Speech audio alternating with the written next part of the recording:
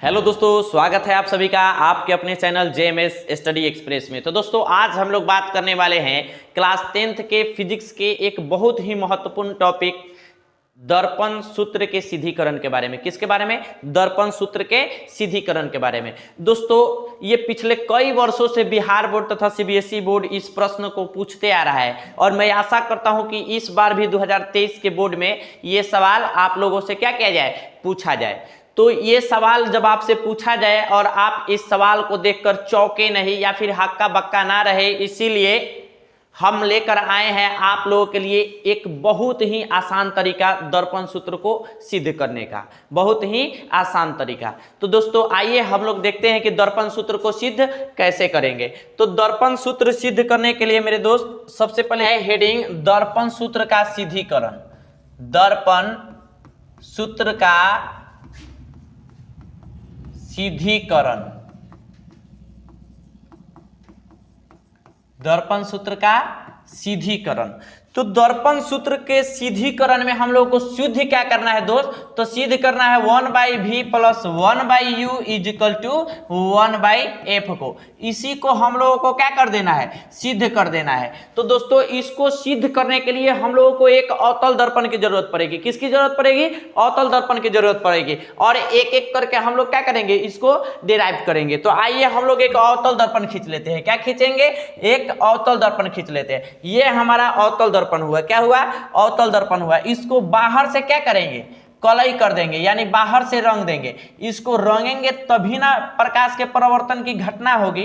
तो इसको हम लोग क्या कर देंगे? बाहर से कलई कर देंगे। और बाहर से कलई करेंगे तो ये M और M डैश दर्पण का द्वारक कहला जाएगा। क्या कहलाएगा? दर्पण का द्वारक कहलाएगा। अब क्या करेंगे दोस्त?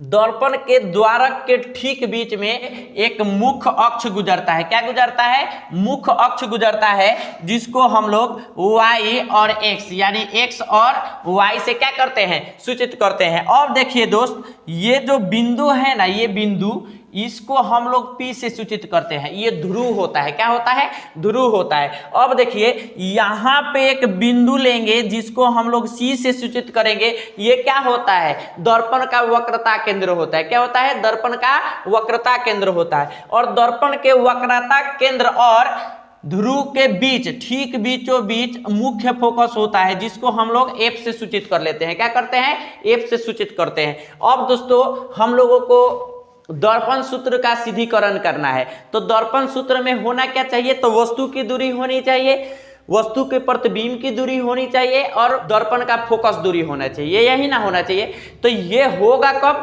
जब वस्तु रहेगा तभी ना। तो हम लोग क्या करते हैं, ये कहलाएगा अनंत और ये है C। तो अनंत और C के बीच में हम लोग एगो वस्तु ले लेंगे। अनंत और C के बीच में हम लोग AB एगो वस्तु ले लेंगे। क्या ले लेंगे? A और B एगो वस्तु ले लेंगे। क्या ले लेंगे? A और B एगो वस्तु ले लेंगे। और दोस्त हम लोग जानते हैं कि वस्तु से प्रकाश निकलेगा और कहाँ जाके टकराएगा? दर्पण से टकराएगा। तो जावना बिंदुआ पर दर्पणवा से टकराएगा ना, इस बिंदुआ को हम लोग Q मान लेते हैं। क्या मान लेंगे? Q मान लेंगे। अब होगा क्या दोस्त? तो हम लोग गोलीय दर्पण में पढ़े हैं कि किसी भी गोलीय दर्पण के मुख्य अक्ष के समांतर अगर किरण जाती है तो वो टकरा करके कहां से गुजरती है? मुख्य फोकस से होकर गुजरती है। यही ना पढ़े हैं कि वो टकरा करके कहां से गुजरेगी? मुख्य फोकस से गुजरेगी। तो ये लीजिए, ये फोकस से गुजर गई, मुख्य फोकस से क्या करी? गुजर गई। अब ये गुजर गई है ना मुख्य फोकस से, तो इसको हम लोग इस तरह का साइन दे देंगे। ये गुजर गई। ये आपतित किरण AB एगो वस्तु है जिससे आपतित किरण गई और दर्पण से Q बिंदु पर टकराई और टकरा करके मुख्य फोकस से होकर क्या कर गई? गुजर गई। अब गोलीय दर्पण में एक और हम लोग पढ़े हैं कि यदि वस्तु से निकली हुई किरण वक्रता केंद्र से गुजरती है तो वो उसी रास्ते से जाती है और उसी पथ पर क्या हो जाती है? वो वापस आ जाती है। ये गई और ये क्या हुई? वापस आ गई। तो दोस्तों ये जहां कटान बिंदु होता है ना, कटान बिंदु, यही तो प्रतिबिंब का निर्माण होता है। यही ना प्रतिबिंब का निर्माण होता है। तो यहाँ पे जो प्रतिबिंब बनेगा ना मेरे दोस्त, यहाँ जो प्रतिबिंब बनेगा ये A dash B dash, A dash B dash C एवं एफ के बीच बनेगा। कहां बनेगा? सी एवं एफ के बीच बनेगा। अब दोस्तों इससे इसको हम लोग क्या करते हैं?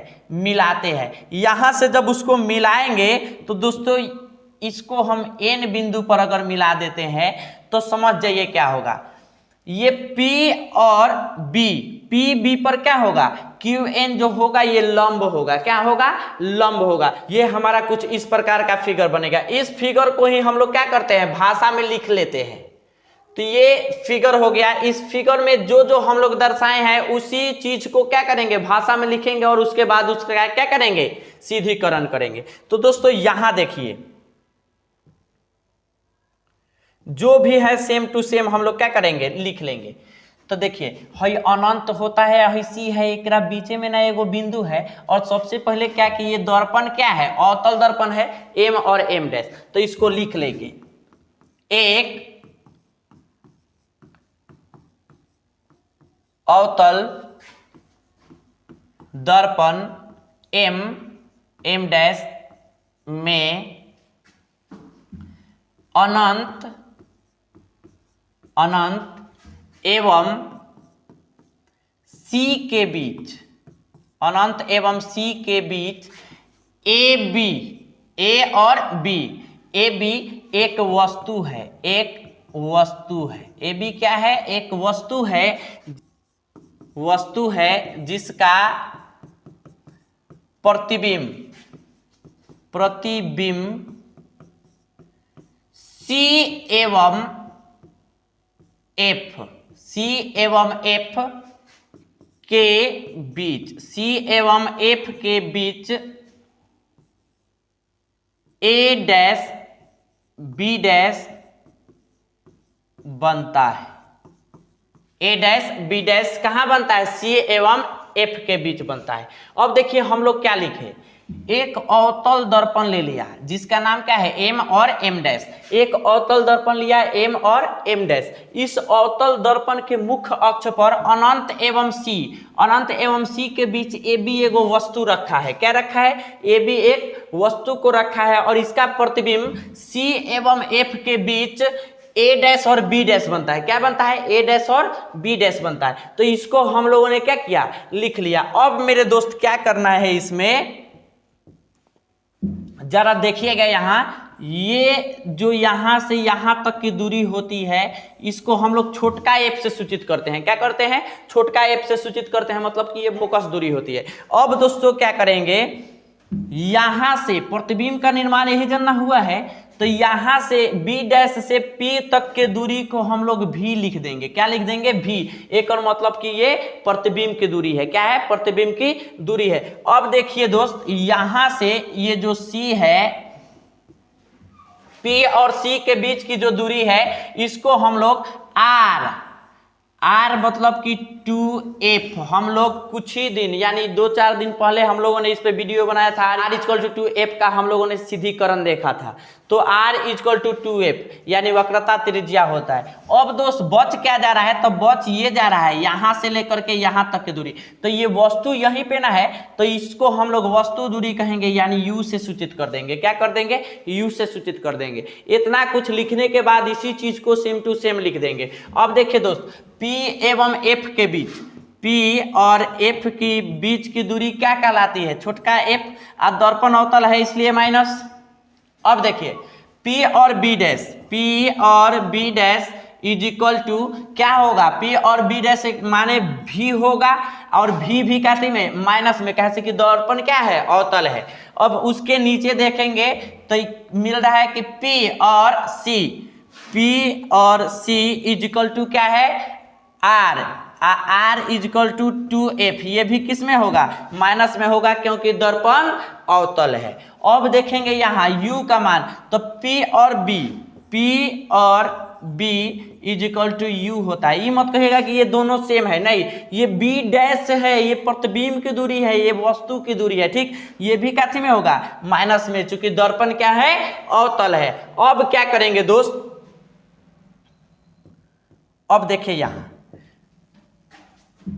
त्रिभुज A डैश बी डैश और एफ, त्रिभुज ए डैश बी डैश और एफ तथा क्यू एन और एफ, क्यू एन और एफ। तो ये कुछ इस प्रकार से हमारा क्या बनेगा, फिगर बनेगा, कुछ इस प्रकार का हमारा फिगर बनेगा, यही ना है। तो ये फिगर जो है हमारा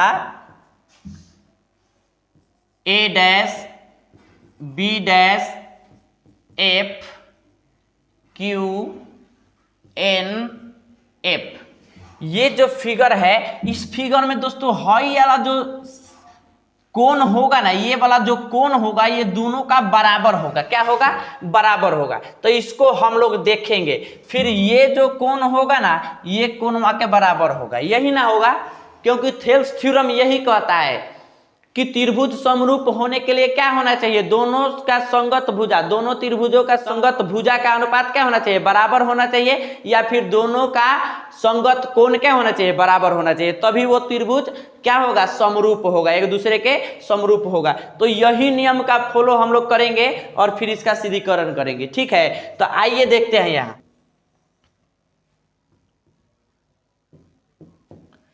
त्रिभुज A dash B dash F तथा त्रिभुज क्यू एन एफ में, त्रिभुज A dash B dash F तथा त्रिभुज क्यू एन एफ में। अब देखिए दोस्त,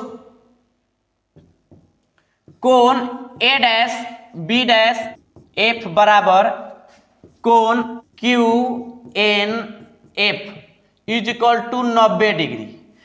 दोस्तों ये बी डैश का मान और एन का मान, दोनों का मान क्या हो, बराबर हो, यानी कि दोनों का कोण बराबर है, मतलब कि ये कितना डिग्री है, 90 डिग्री है। बी डैश यहां देख रहे हैं कि ये कितना डिग्री, 90 डिग्री, और एन क्या है, ये भी क्या है, 90 डिग्री। तो ये दोनों कोण क्या है, बराबर है। अब देखिए दोस्तों, कोण A dash F B dash is equal to कोण क्यू एफ एन, दोनों क्या है, बराबर है, कौना कोण से, शीर्षाभिमुख कोण से, शीर्षाभिमुख कोण से, मुख कोण से ये दोनों क्या है, बराबर है। कोण A dash F B dash equal to कोण क्यू एफ एन शीर्षाभिमुख कोण से बराबर है।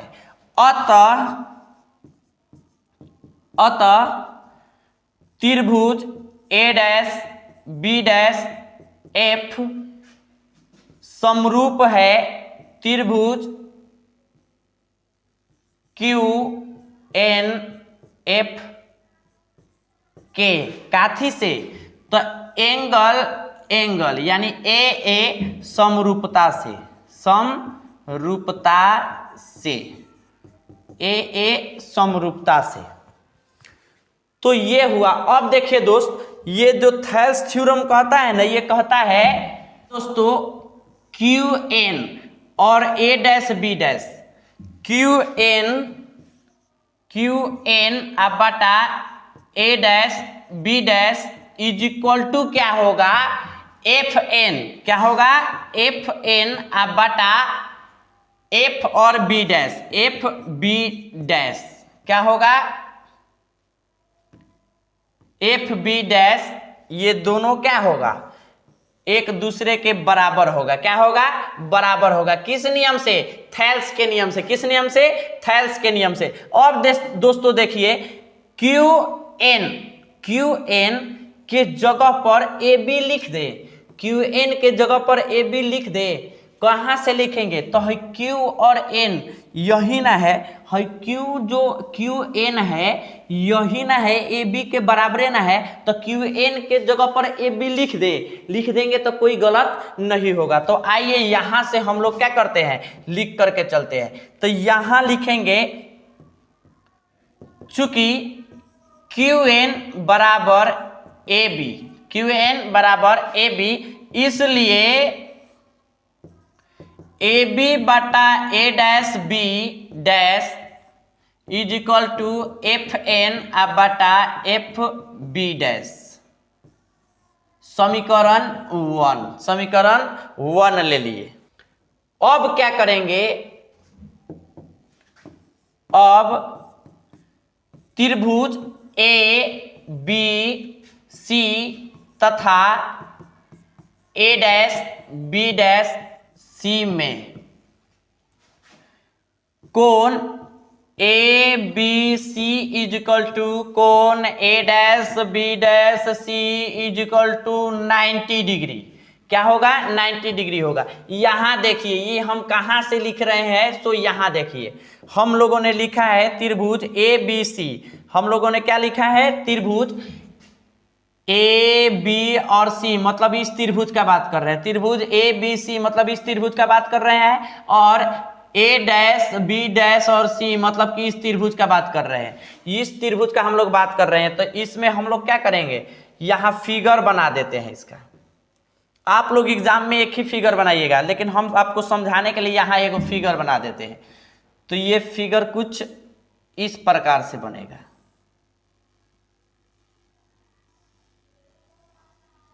इस प्रकार से बनेगा। ये क्या है मेरे दोस्त?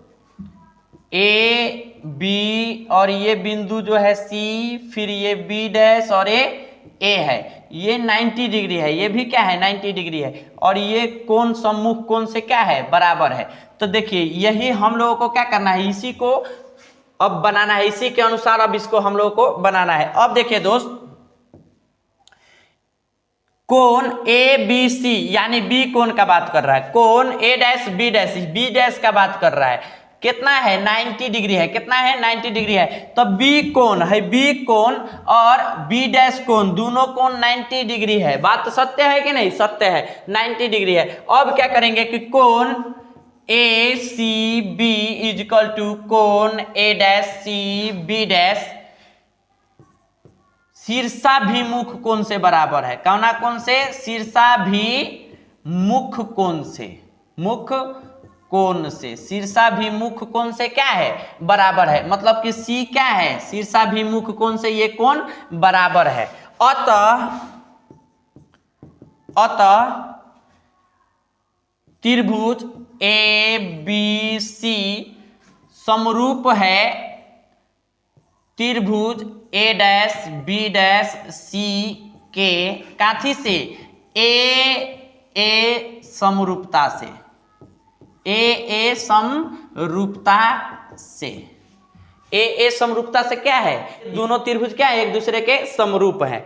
अब देखिए दोस्त, यहां से जो है इसका लंबाई ए बी का और ए डैश बी डैश का लंबाई का अनुपात, तो ए बी बटा ए डैश बी डैश ई बराबर होता है के करा? सी बी बटा सी बी डैश, इसके बराबर होता है। ये समीकरण नंबर 2 हो गया। ये समीकरण नंबर क्या हो गया? 2 हो गया। अब दोस्तों हम लोग क्या करेंगे, समीकरण 1 तथा 2 से, समीकरण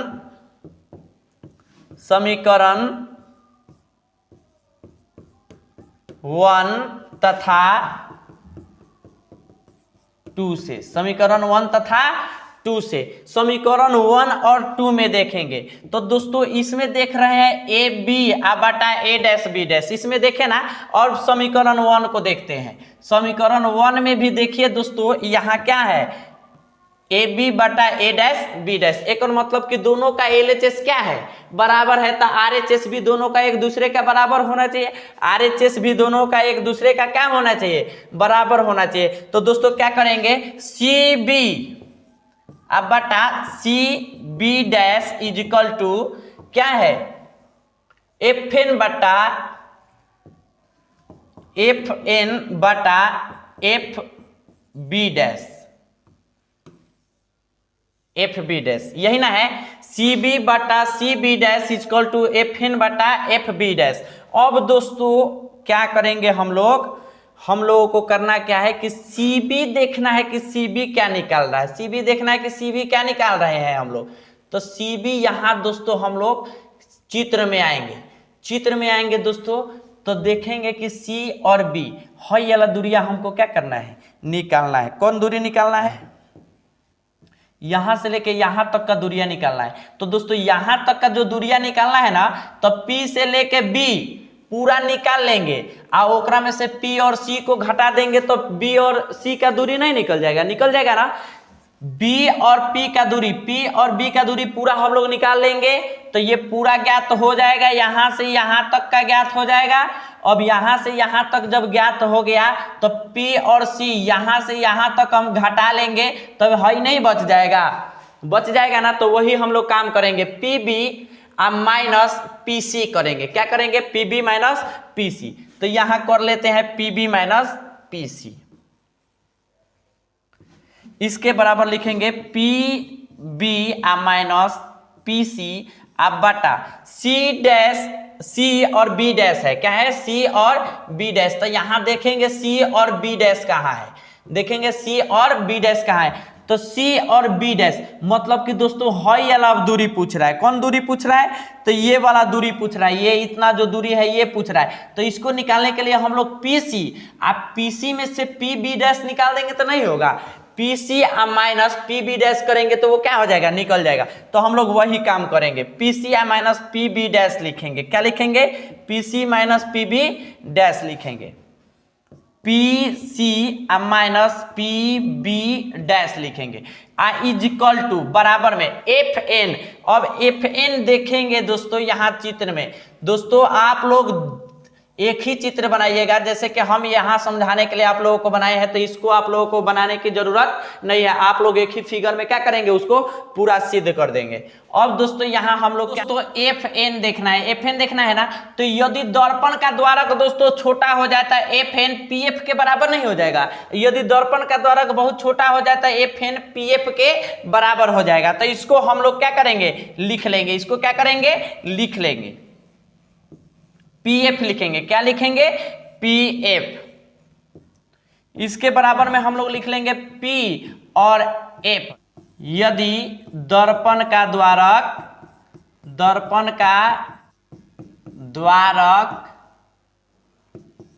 बहुत छोटा हो तो FN is equal to PF हो जाएगा। यदि दर्पण का द्वारक बहुत छोटा है तो FN जो है PF के बराबर हो जाएगा। क्या हो जाएगा? FN PF के बराबर हो जाएगा। अब दोस्तों देखेंगे F और B डैश, F और B डैश हम लोग क्या देखेंगे? F और B डैश। तो दोस्तों अब इसको देखते हैं कि F और B डैश कहाँ की दूरी होती है। F और B डैश को क्या किससे सूचित किया गया है? तो देखिए दोस्त, F और B डैश का हमको दूरी पूछ रहा है, F से लेके अब B डैश के बीच की दूरी पूछ रहा है। F से लेके B डैश के बीच की दूरी यही ना है, यही पूछ रहा है। तो PB डैश के दूरी में से PF का दूरी घटा देंगे तो होगा कि नहीं? हो जाएगा। तो हम लोग वही काम करने वाले हैं, PB माइनस PF करने वाले हैं। क्या करने वाले हैं? PB माइनस PF करने वाले हैं। तो इसको दोस्तों PB डैश माइनस PF कर देंगे तो इसका निकल जाएगा। तो ये हुआ। अब देखिए दोस्तों PB इजकल टू हम लोग कहाँ क्या सूचित किया है देख लेंगे।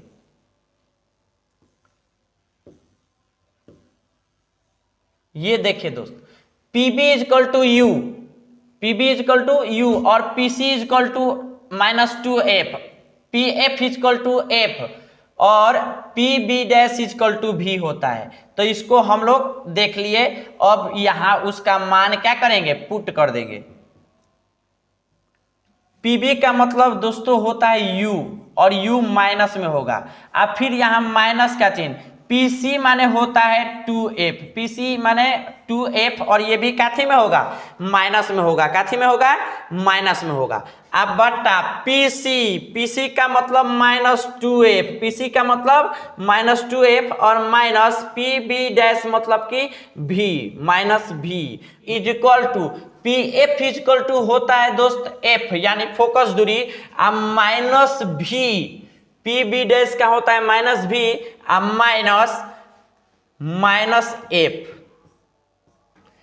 PF is equal to -F।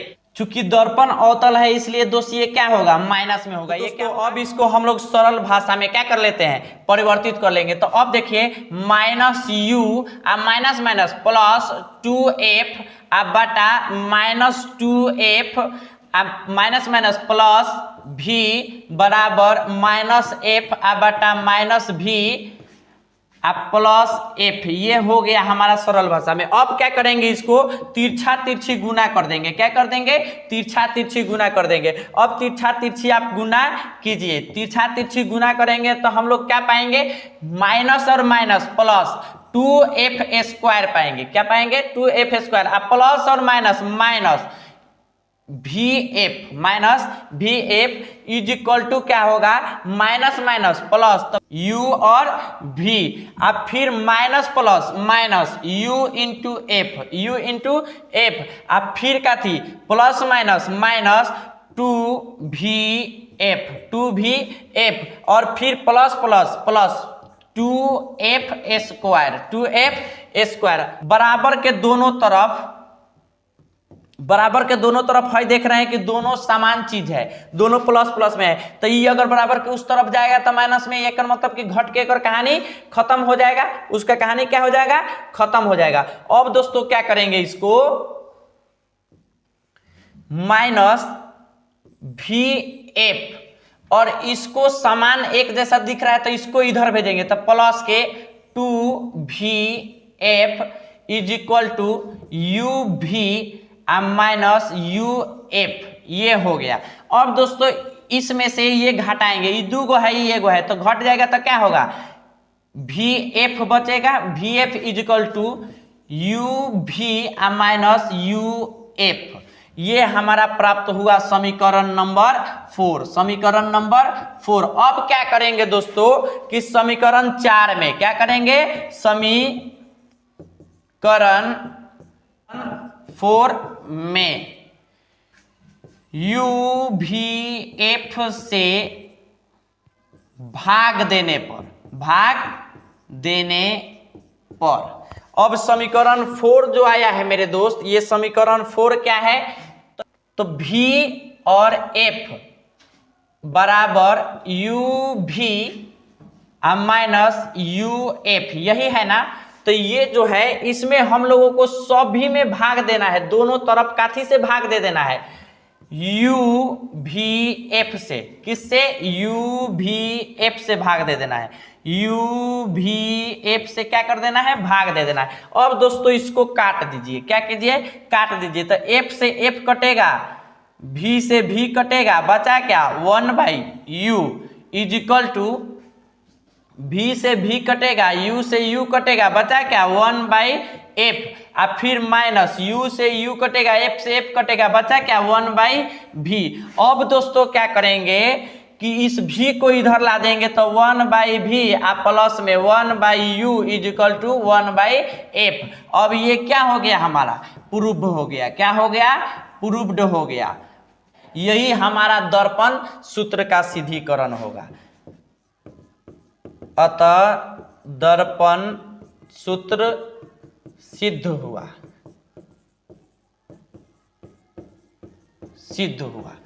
तो दोस्तों अगर यह वीडियो आपको अच्छा लगा तो लाइक कीजिए, कमेंट कीजिए और चैनल को सब्सक्राइब कीजिए, और हो सके तो अपने दोस्तों के पास क्या कीजिए, शेयर कीजिए। तो दोस्तों मिलते हैं अगले इंपॉर्टेंट टॉपिक के साथ, तब तक के लिए जय हिंद।